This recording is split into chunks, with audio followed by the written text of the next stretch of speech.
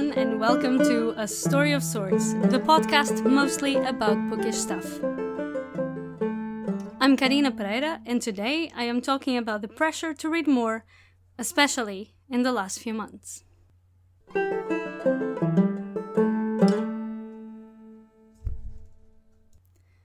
So, in the last few months, there has been a lot of talk about becoming more productive since we are spending more time at home.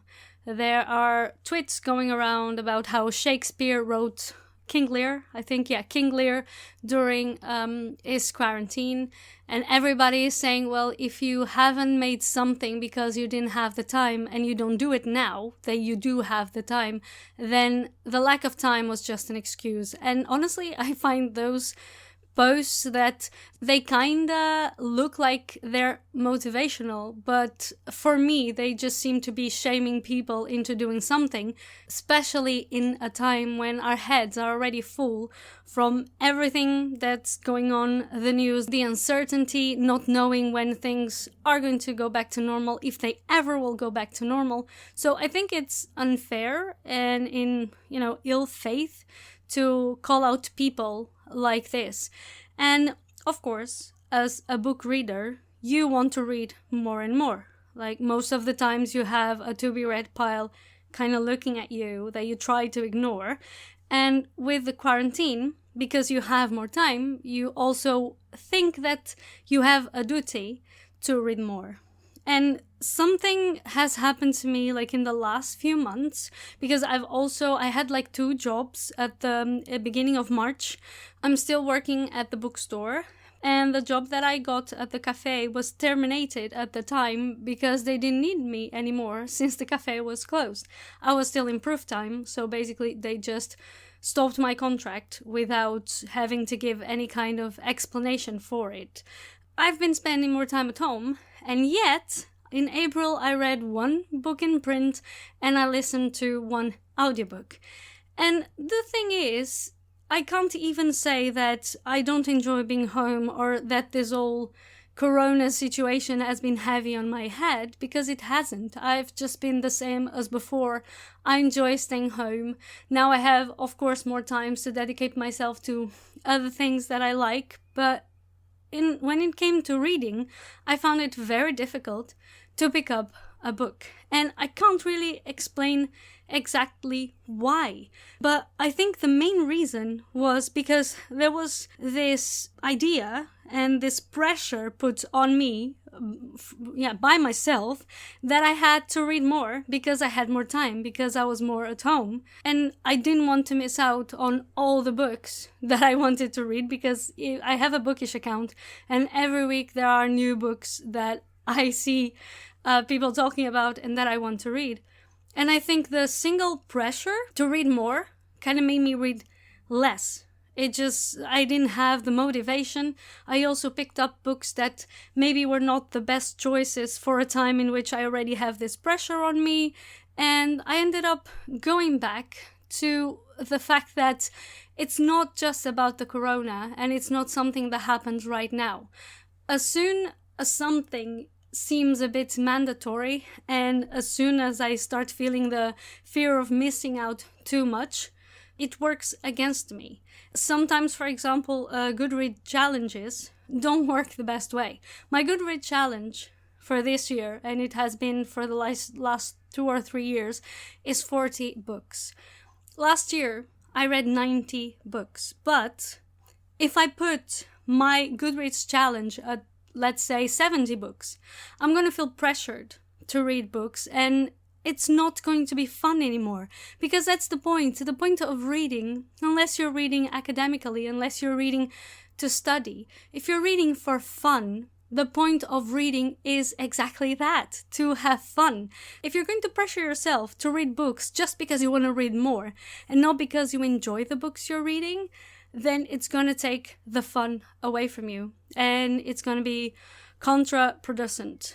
Is this how you say it? I think it is. So basically, when I started feeling that I really had to read those books, either because of my job or because everybody was reading it and I wanted to read it to be on top of things, things became less fun.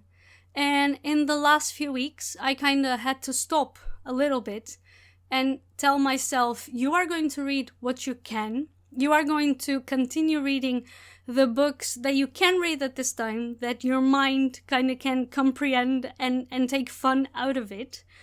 And the others that you can't, doesn't mean that you're giving up on them. It means that it's not the right time to read them. It's not what your mind is asking of you right now. So you put them aside.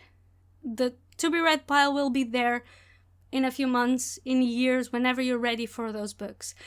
So I kind of had to push myself to read mostly for pleasure, to understand that I can't read everything. There is no time in a whole lifetime to read everything that you want, and to take my to be read as sort of a suggestion rather than a marathon. I bought those books. I have power over those books, and I choose what to read and when to read, and I choose to continue to make reading fun, to continue to see reading as a hobby rather than something that I have to do because supposedly I am a bookworm and supposedly I read a lot. No, I do whatever feels best. And in times like this, especially in times of Corona, which this, of course, the title is taken from the Love in Times of Cholera. It's not new and everybody is doing that. And I thought it was funny and it made sense to title an episode like that. In these times especially, we have to be kinder to ourselves.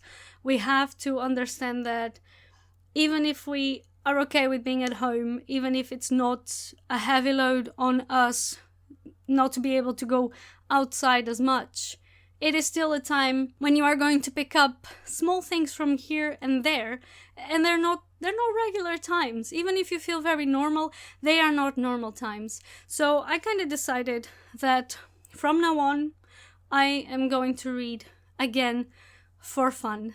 When I was in my high school, or even when I started reading around 9-10 years old, like on a daily basis, on a weekly basis.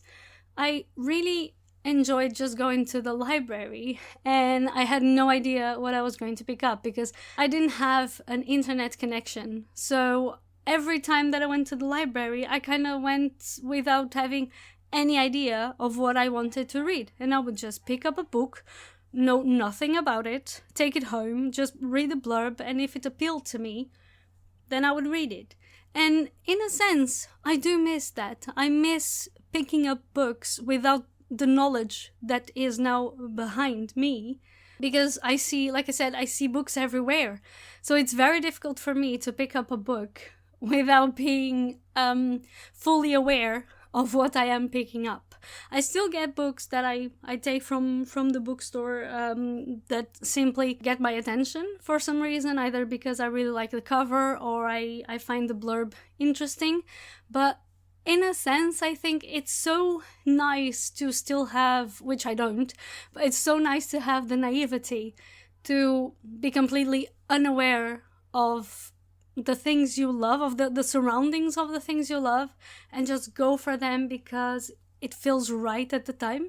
But yeah, right now that's very difficult to get back. And in a sense, I think I do have something to win from it, because now I'm also aware of what I'm picking up, the authors that I'm picking up, the stories that are worth going to, because I don't know enough about. I just finished reading a Dutch book about a transgender man, and that is very interesting, and it might not have been the first thing I would pick up if I wasn't aware of the fact that up until a few years back I didn't read any diverse books. Everything was okay by either men or women, but they were all white, and if they weren't, it would be like a coincidence. And of course, like I spoke in previous episodes, if I want to read more diverse, and if I want to hear more voices and different stories, and if I want to understand the world around me, I do have to go and pick up diverse voices and stories that I know nothing about. So on one hand, I do enjoy a lot being aware of what I'm reading and having all this background information.